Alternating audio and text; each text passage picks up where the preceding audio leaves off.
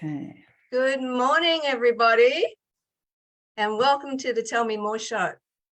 I have a wonderful guest with me today. I've been so excited to have Sandy on the show.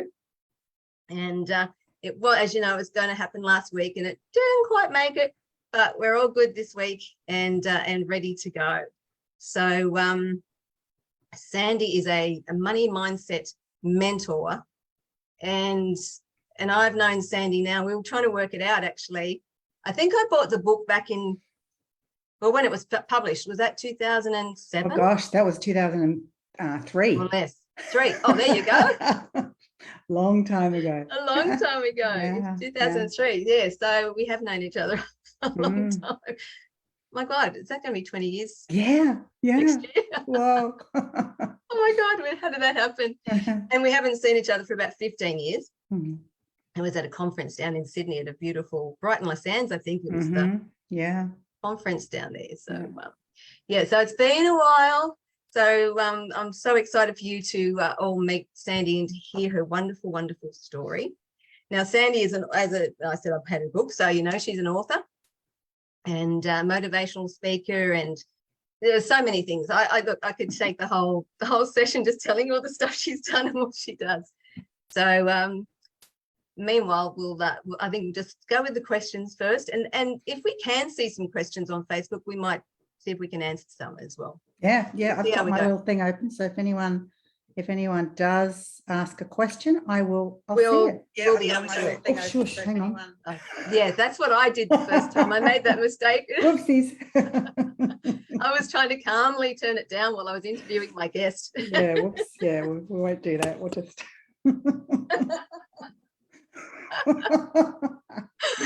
Don't you love technology? Yeah, I know. Well, I wanted to, because it says I can go live on Facebook and YouTube, and I'm thinking, well, why can't I do it at the same time? But you've got to be connected to some special streaming service to be able to do it. So I think it's StreamYard or something. Yeah, something like that. So at the moment, I'm doing it one at a time. Yeah, baby steps. Baby steps. Yeah. Oh my gosh. All right. So you live in beautiful Queensland. I do. Beautiful Queensland on the Sunshine Coast. Yeah, on a little island. No, I have moved. You moved from the island. I have moved from the island. I now live on beautiful acreage. I have a spring-fed dam, and I have tropical rainforest, and I have up to 17 kangaroos feeding on my grass in the backyard because I back onto bushland. So yeah, it's gorgeous. Oh wow! Well, I've seen your posts about the kangaroos and all that sort of stuff, but I just thought it was the same place. Cool. That was pretty cool. No, the island was more in suburbia, so there was no kangaroos hopping around there.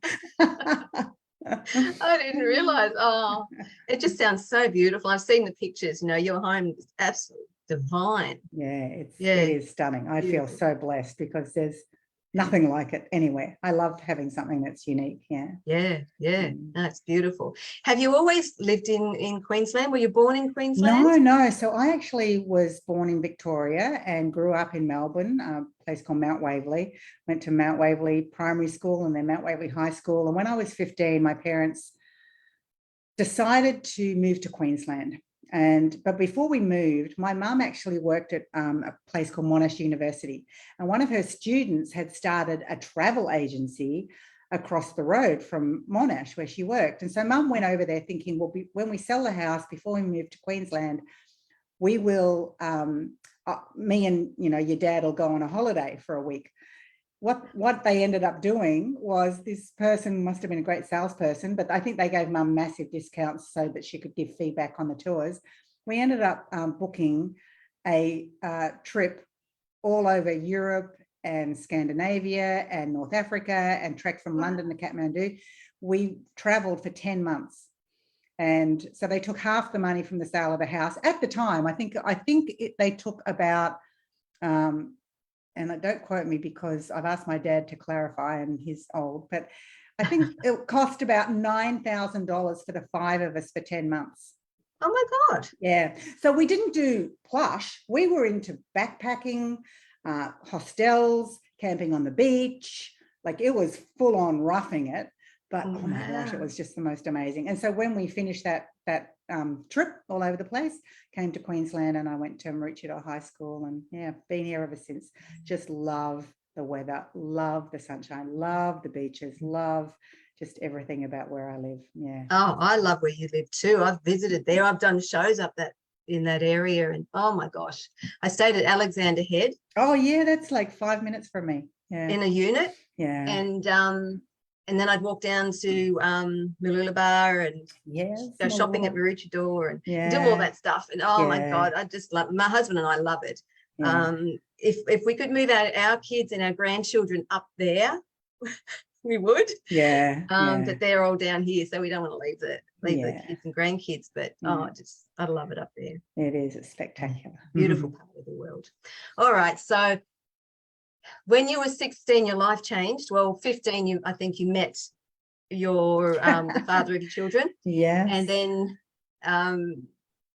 when you were 16, your life changed, and then you ended up $100,000 in debt, and on welfare, divorced, and the whole works. Everything happened. So, tell us a little bit about that journey. So I moved to Queensland after the big trip and went to high school, and I just saw this boy there, like surfer boy, blonde hair, blue eyes. And after living in Victoria and, suddenly moving up here and seeing all these surfers, I was like smitten kitten. But I was so shy. I don't think I ever spoke to him for about the first 6 months. Even when we were going out, I don't think I spoke to him. I was so shy. But we went out for about, I think it was about 10 or 11 years. And then we got married. Then we had 2 kids. And when my eldest was 3 years old and my youngest was 6 months old, we split up. So we were a great match when all we did was go down. I would lay on the beach sunbaking and he would surf all day. Great match. But, in real life after that, not so much. So so basically I found myself on at the time I had started a swimwear company, swim and gym wear. So I'd buy really nice lycra from the discount store, cut it all up, sew it all up in my garage. Then I would find an empty store down on Mooloolaba Esplanade, right opposite the beach over summer, and I would just sell the stuff and just make all this lovely cash money. But what I found was, when we split up, suddenly all that nice play money that had at the time, put in a swimming pool and landscaped the garden and made us go on holiday and, all that fun stuff, suddenly it had to be my full-time income. And I was not making enough to it be anything like a full-time income. Like it literally sort of paid for my petrol, paid for maybe my electricity and my phone, and that was it. And so I was really struggling. So I just got further and further and further in debt until I was $100,000 in debt and on welfare. And at the time, welfare, I think from memory, it was around $15,000 a year to live on. It was like pathetic. Crazy.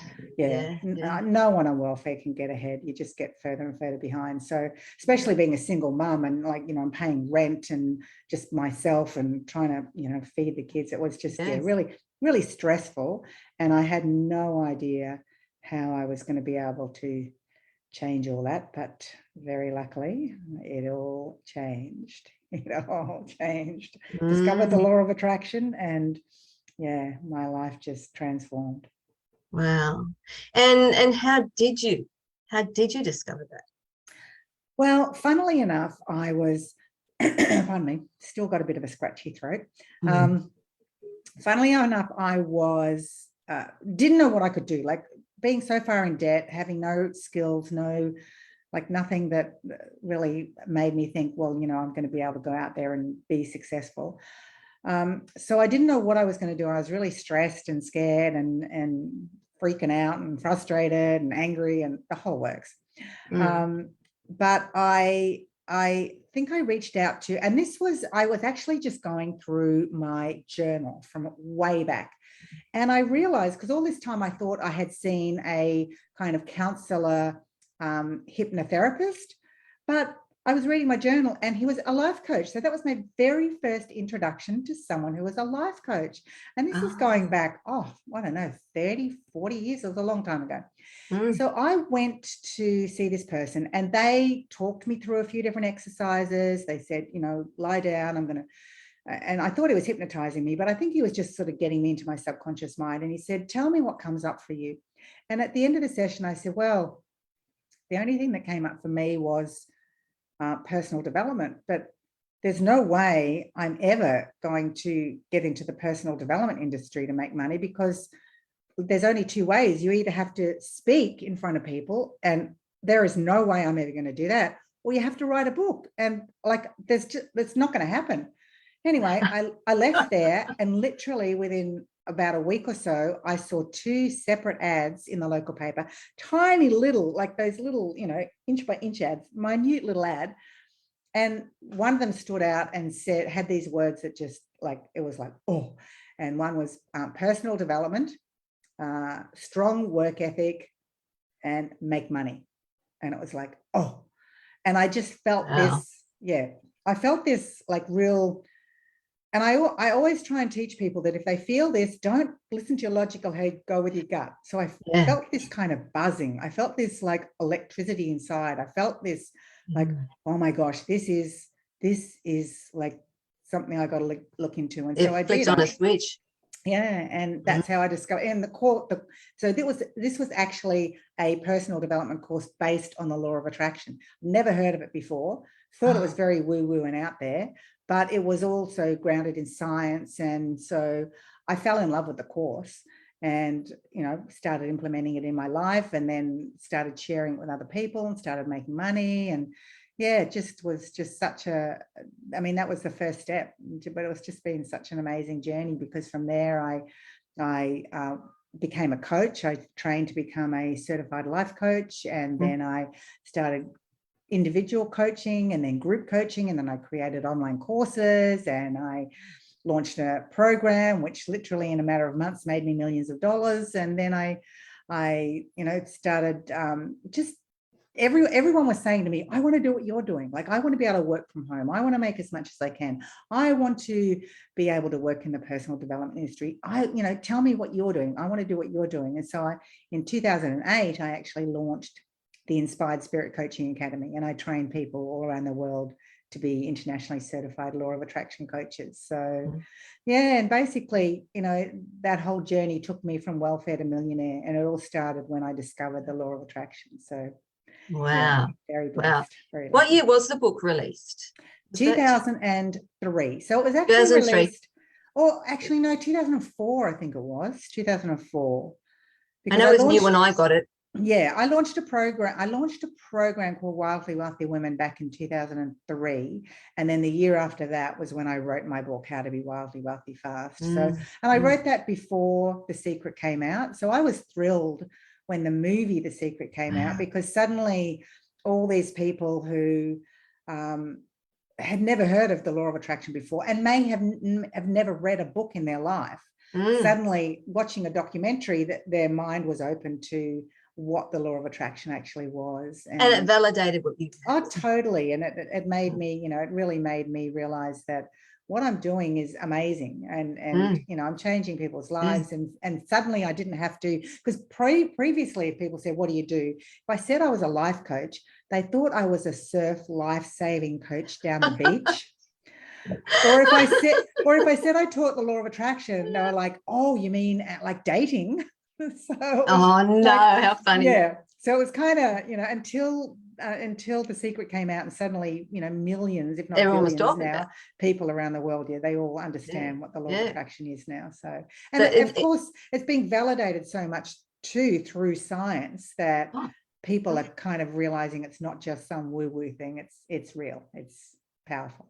Definitely, it has been validated by science. Definitely. I love the book. I've read it a few times. Good. I got the workbook as well, and I read the book. But in your book, it's not about just. I bet you haven't seen this one. Oh no, that's the latest version. Yeah. Oh, I like that. Edition. I love the colours. I shouldn't say version. Edition. New edition. Beautiful. Yeah. Love it. Oh, you just happen to have a copy right there. I just happen to have one with me. I just got it out of the box. Yeah. I do that with CD. Yeah. Oh, fancy that. Oh my gosh. Look at this. Yeah, I love the colors. That's really cool. Thank you. Yeah. So in your book though, it's not about sitting on the couch and just wait and rubbing the magic lamp away and saying to the genie, I want this. Yeah. It's about inspired action. Yeah. Whereas the Secret movie, unfortunately, even though I loved it, just missed it slightly. You know, let everyone think big and feel excited, but the book that Wallace Wattles wrote back in 1910, which is like, you know, way back before everyone knew about the law of attraction, but he knew. In that book, he says, by thought, the thing you desire is brought to you, but by action, you receive it. You receive it. And exactly. That's the key. That's the missing key. And so I'm really huge on teaching my students how to really align body, mind, and spirit. So your thoughts, your feelings, and your actions, because action seems to be the missing piece. Everyone thinks they can, you know, meditate and the $1 million is going to drop into their lap, whereas no. Have to take some action. It's like putting all the ingredients of the cake into the pan and not putting it in the oven. Exactly. Yeah, you gotta take the action. You got to take the action. And you inspired me. Oh my gosh! I mean, so many times, and you know, I've done testimonials for you, and I've told you so many times over the years. You know, at different times, different things happen because I'd listen to your well, in those days I was listening to tapes. Yes. Because I was on the teleconferences, and then I'd get the recording of it, and then I'd put it into a tape, and then I'd put it in my car. And my husband loved it too. So, you know, I know it's a lot of women that you've inspired, but men also get inspired too. It transcends gender. Yeah. And so many times, and I'd be, you know, really immersing myself in it, and then all these wonderful things would happen, and you know, it was I've, you know, done it so many times over the years with your stuff, and I would just be so disappointed when the teleconferences would finish, because it's like, no, I want to hear more. Well, now I have a podcast. Yay! Yay! And at the end of our chat today, I'm going to put all your links and everything in the comments. So beautiful. I'll put a link to that as well, and all the stuff you're doing. But you've just inspired so many people. I mean, you inspired me. Oprah, Bob Proctor, Tony Robbins. I've been inspired by so many people. Who inspired you? Who inspired me? Actually, there's two people that inspired me the most, and Oprah is definitely one of them. I think Oprah was one of the first people that I remember having my oldest child, who, you know, at the time was only a couple of months old. And so I was no longer working, and so I was home during the day, and I would turn on the TV and Oprah was on there. And this was before she really got into kind of personal development. It was more just the talk show, but just the way she was so confident, and I would listen to her, and then she kind of morphed into more really about mindset, and I just love that. I love that about her.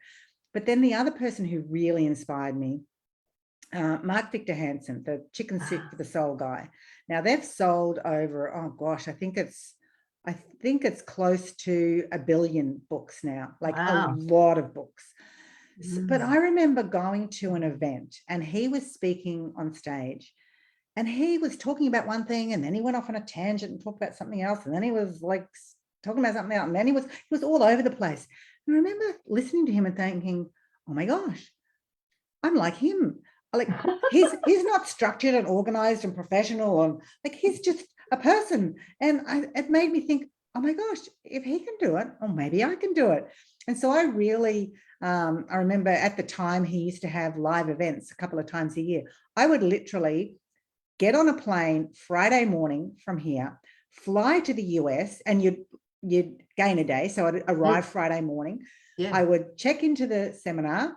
I would stay, like it would start Friday afternoon. So Friday afternoon, all day Saturday, all day Sunday. And then I'd hop on a plane Sunday afternoon, fly back to Australia. Oh my And God. I did that so many times, but I loved, he used to have speakers to talk on all different things, and it just inspired me so much. And yeah, he was a huge inspiration, and I ended up joining his mastermind, and we went to Africa on safari, and it was just Wow. amazing. Yeah, it was really Oh my incredible gosh. time. But I think you know, as I said, the very fact that he wasn't some polished, organized professional made me realize that I could just be myself, because I am so not polished, so not organized, and so not professional. So I figured that I could just be myself and I could Yeah. still create success. So yeah, that was really cool for me. Wow. Is that how you met Jack Canfield? Because I know you've done some stuff with Jack too. Yeah, exactly. That was how I met Jack. So Jack Canfield is pretty much known as, like, you know, the success coach, the, you know, most successful success coach in the world. And Yeah. I went to one of Jack's events, and, you know, I remember reading previously about how he had this secret group. Well, it wasn't really a secret group, but it was a group of people that were the leaders in the personal development industry. And that was actually where they filmed a lot of The Secret. So a lot of the people who were in the movie are part of that group. And I remember thinking, oh my gosh, I would love to be in that. Well, you know, fast forward, and I was invited, because you can only get in by invitation. So I was invited to be part of that group. And so up until the big C, I was traveling a couple of times a year to the meetings that they hold over, you know, different places around the world. Because yeah, we get to meet in person, and the people that I've always looked up to, you know, all the teachers in The Secret, they're all John part of that Nazareth. group. Yeah, and just going there and meeting them, and, you know, spending a week with them. And Amazing. you know, half of me was like so excited and Yeah. feeling fabulous, and the other half was Yeah. like, what am I doing here? I'm just Sandy from the Sunshine Coast. Like, what's happening? Do they know who I am? Are they going to kick me out? Yeah. Oh, to be in a room with Yeah. Bob Proctor, Lisa Nichols, Yeah, pretty you cool. know, Jack Canfield and John Yeah. Nazareth, and so many others, weren't there? I mean, how cool is that? Yeah. And how did you get to be Oprah's Aussie Secret? What was that about? Well, it actually came about because somebody, I can't remember who, somebody wrote a big article, and obviously Oprah is a huge supporter of The Secret, because she actually had Rhonda Byrne, who was the producer, on the show a few times. Actually, I've got a story about Rhonda. So most people don't realize that there's actually two Secret movies. There's one with what was her name? The lady who channels, Esther Hicks. And there's one without it. Yeah, and there's one without. And I remember wanting to watch The Secret, but they weren't selling it in Australia. And I was really upset, because even though it didn't say it was about the law of attraction, I just knew it had something to do with what I did. And so I wrote to The Secret people, sent an email. This is inspired action. I just woke up one morning and think, I want to send them a gift. So I wrote to them and said, I'd love to send you a gift. I know what you're doing is going to change the world. You know, I've got something for you. And I got an email back from Rhonda Byrne, the producer of The Secret, who said, I don't know how I got your email, because, you know, nothing ever comes to me, but somehow I got yours, and I'd love a present. So I actually sent her my book, and I sent her my home study course, because at the time it was a binder with, you know, folder, and I know. had I did CDs, it. and yeah, I did the whole works. So I sent that all off, and then she emails me back and said, did you watch The Secret and then write your book? No, I've booked, and the course has been out for a while. How good's that? I know. And so she said, oh, it's so in alignment. And then she said, oh, look, I would love to video you or film you for The Secret. And I said, but it's out. And she said, well, we're actually taking someone out, and we have to fill the spot. So it's like, oh, okay. So anyway, they filmed me for an entire day. They were going to take me and chop me into the movie. But as it turned out, you've probably noticed, my energy is very, like, kind of high. And they have put the film together energetically, and her energy was very Esther Hicks. Oh, she's Esther, especially when she's very, channeling Abraham. Yeah, very flowing and calm, and not me. No. So they ended up taking the people that are in the movie and expanding their pieces to fill her gaps. But through that whole sort of exercise, I had a conversation with Rhonda and said, you know, why can't why can't you sell to Australia? And there was some sort of agreement that until it aired in Australia, they weren't allowed to sell it. And I said, well, can someone else sell it to Australia? Because I really want to, I really want to be able to sort of recommend it. Well, buy it myself, but then recommend it to people because it's going to support everything I already do. And she said, well, yeah, someone in the US could, but, we can't. I just happen to have a US company. So my US company bought The Secret and imported it. And that idea alone made me close to $3 million in just over 8 months. Oh my God. I know. And so, this is what I mean about inspired ideas. When something comes to you, you don't, because I didn't see the trailer, the 3-minute trailer of The Secret and go, oh, I'm going to make money out of that. I just thought, oh, I want to send them a gift. I'm going to email them. And so I did that. And then, and when the idea came and she said, well, we can't sell to Australia, I didn't think, oh, well, I'm going to have to learn how to import and I'm going to have to learn how to distribute. I'm going to have to learn about importing, exporting and how to actually, pay the special duty and blah, blah, blah, blah, blah. I didn't think any of that. An inspired idea comes, I just run with it and I work it out as I go, basically. And that's exactly what I did. Say yes and figure it out later. Exactly. And that's really served me well because I like to teach my students about, how we learn ready, aim, fire. So ready, come up with the idea and then aim, make sure it's all perfect to get your ducks in a row and then fire, get happening. I'm all about ready, fire, aim. So ready, come up with the idea, fire, just make it happen, and then aim, fix it up, tweak it, improve it, make it better as you go along. Because I love that. Otherwise, I know personally, I would get stuck in the aim. My perfectionist streak would get stuck in trying to make things perfect and just, just spend, like even my book, if I would think about it that way, I know I would have started to write the book and it would have taken me decades to get it just right. Because I know now I'm actually editing, I'm bringing out a new edition in probably about a month because I'm going to re-record the whole thing for Audible. And I know that even now, the amount of changing I'm making and updating and tweaking, it's like, well, if I'd done that at the start, I would never have got the book out. It would have taken forever. So just get going. Be perfectly imperfect. Exactly. Yeah. And we fail our way to success, don't we? I mean, totally. we're meant to learn. Yeah. And I think what happens is too often we worry about what other people think, or I'm going to look stupid if I fail, or I'm going to be, I'm not going to know what I'm doing and people are going to laugh at me and my family, I think I'm just crazy. And so many people just don't do anything. They don't do. And the thing is, yes, your family may say, oh, don't do that, or have you thought about this, and bring up all the negatives. And I know I sometimes do that with my kids and I just feel so bad. But it's not that they're trying to burst your bubble. It's simply that they love you and they want to make sure that you're aware of, what could happen. But if something feels right to you, just like I talked earlier about that bubbling inside, go for it. Just go for it, because you never know where it's going to lead you. And even if it's not, if that idea or that action is not the thing that's going to be the ultimate success for you, every step you take toward what it is you truly desire in life, the universe brings it one step closer to you, and more is revealed as you take action. You get more clarity as you take action. But if you sit around waiting for everything to be perfect, then nothing happens. No, that's right. Yeah. So I had so many questions to add. You've answered a lot of the questions that I had already, which is wonderful. Makes it easier to chat. But yeah, just some more tips maybe, because say there's somebody out there that they've got an idea. They've got an idea for a business.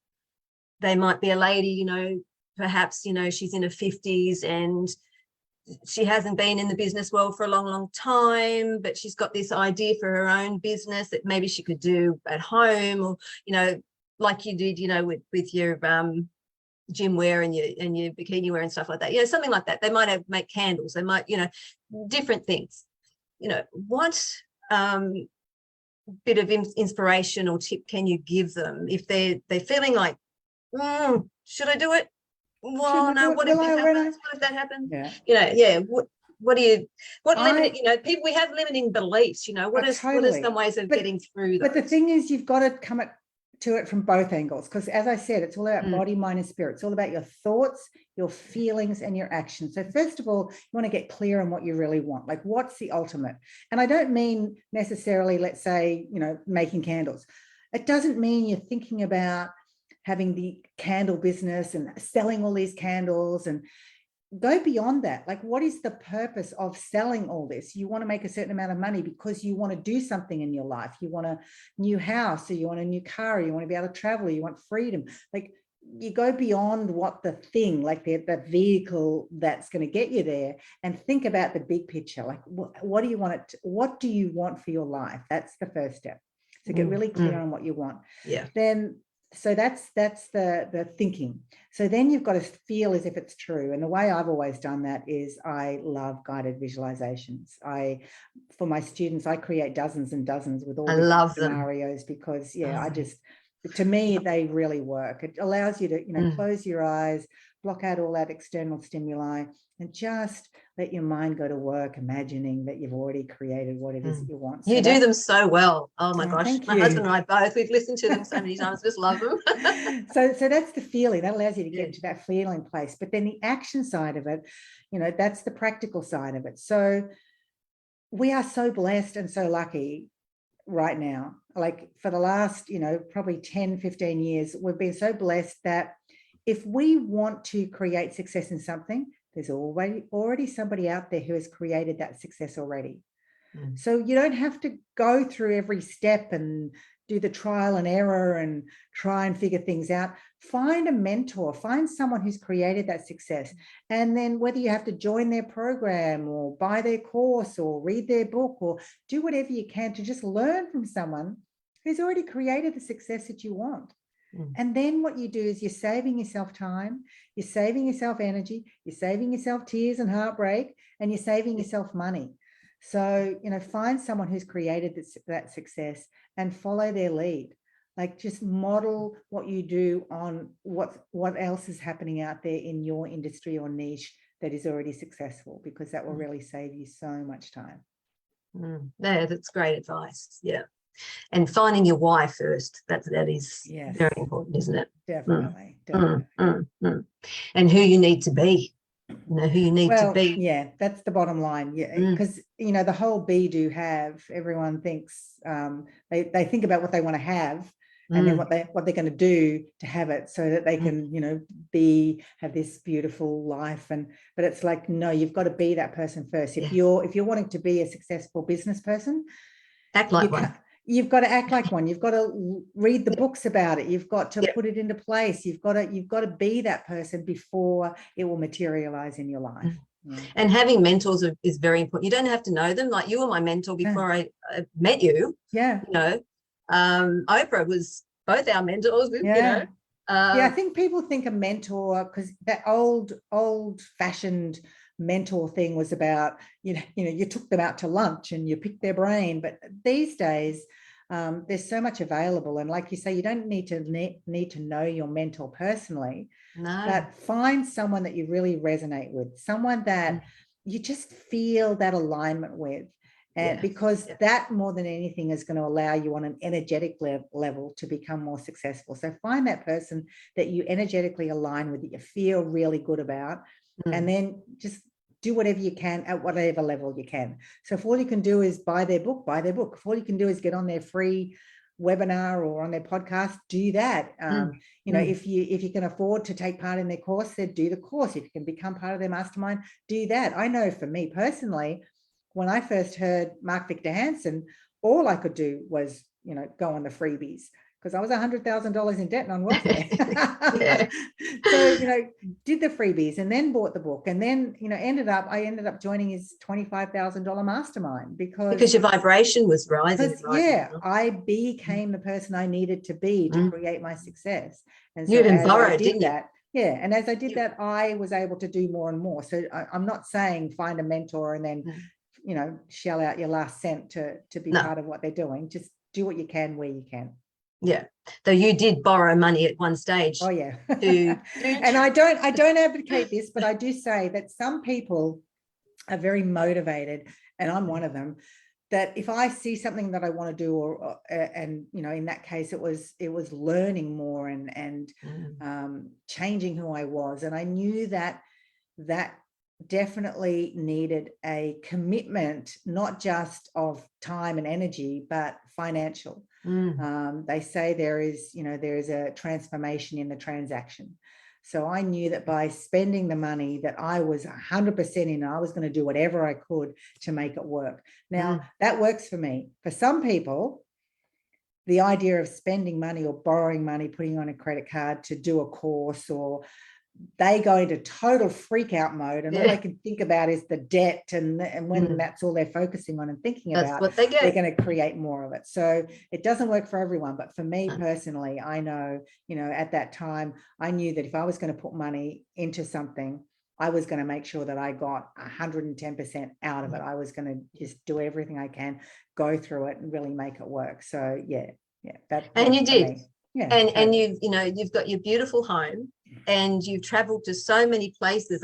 There's a list somewhere. I don't know if I've got that list in front of me, but I know that 52 countries and counting. 52. That's it. Bit of a breaks on in the last couple of years, but yeah. But you got, you ticked. You had a list of all the places you wanted to go to, like how do you Machu Picchu? You went there and took my kids there, which was great. So I really enjoyed that. And we climbed Kilimanjaro and then Everest, and swam with the dolphins in Hawaii, and visited the underground Mayan caves. It's like just all the things that I've done just blows my mind. I mean, obviously that travel that I did with my parents way back when just really planted the seed for traveling and enjoying travel and seeing it as something amazing. And I think I've instilled that same thing with my kids. In fact, my daughter's off to Italy in 3 days. She's going for 5 weeks. So wow. But I mean, to come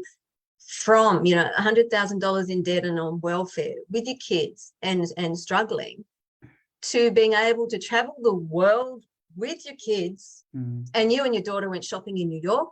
I remember seeing pictures about that. Yeah. Well, when we had no money, actually, because her thing is like, how everyone has different things they love to do.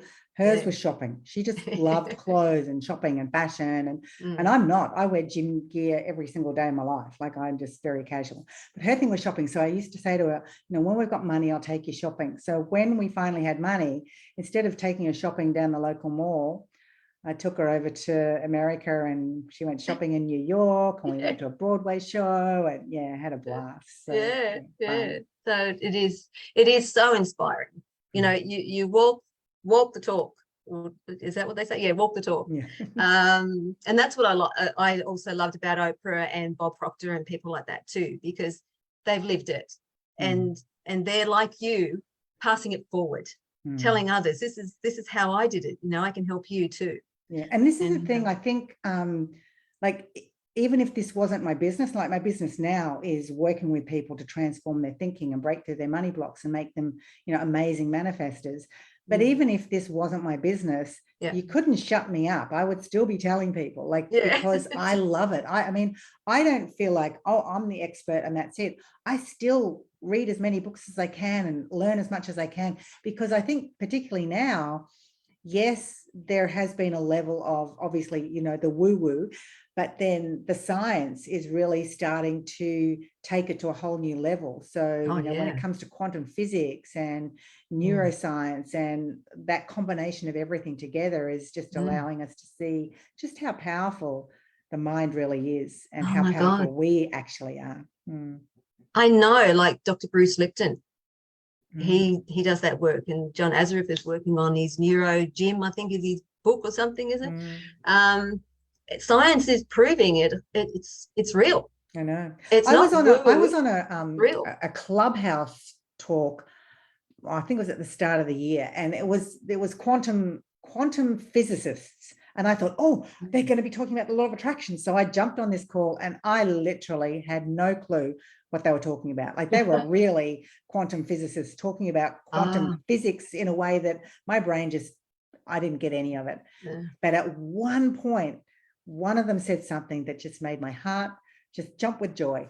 And they said that something along the lines of, and I won't get it exactly right, but something along the lines of, we live in a time now where science is actually, that we're at this crossroad where science is actually validating everything that spirituality and the ancients had said for centuries. How beautiful. So, and that just made me go, yes. So good. So, yeah, you know, these are things that have been passed down through the ages, but for some reason we just forgot about it, thought it was just, you know, nothing. And now suddenly science is swinging around and saying, well, actually, yes, this is real, and we can show you how it's real. So, yeah, exciting times. That is so good. That is exciting times. It is.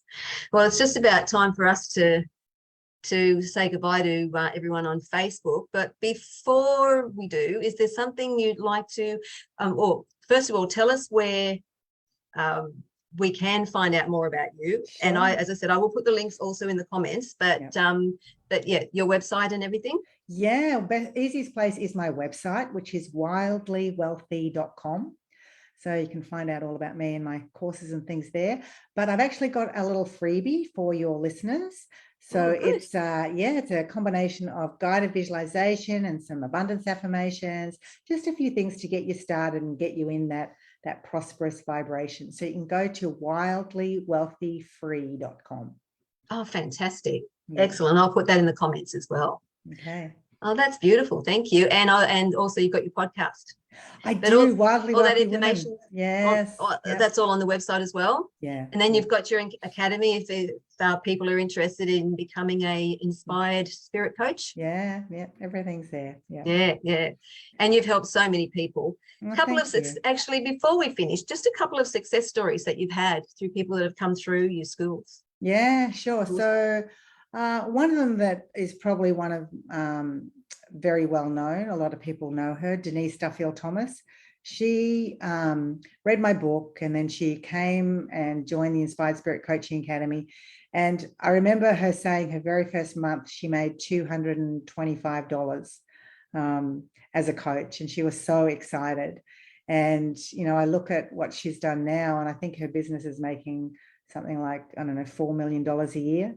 Oh my God. Yeah. And she says it all started when she went through the Inspired Spirit Coach training step by step. So yeah, I feel things like that are great. But then, you know, I get other people who, one woman went through my money mindset course, and I remember her saying she had a $93,000 line of credit, and she was just so stressed because, you know, things weren't going so well for her. And then out of the blue, the bank rang and said that she didn't have to pay it off. And she didn't think that was real. She contacted a friend that worked in the industry. They said, no, they don't do that. That, you know, it can't be right. Normally. So she went to the county courthouse and found that they actually had cancelled the debt. Like, they just released her from this $93,000 debt. And so one of the things, yeah, I know, it's so cool. And so I love getting my students inspired by all the successes that the other students have, because I believe that when you see other people create success, you realize that anything is possible. And so I'm really big on having all my students share what I call their money miracles, because they really are amazing, the things that happen. And they can find that on your website. Yeah, sure. Yeah.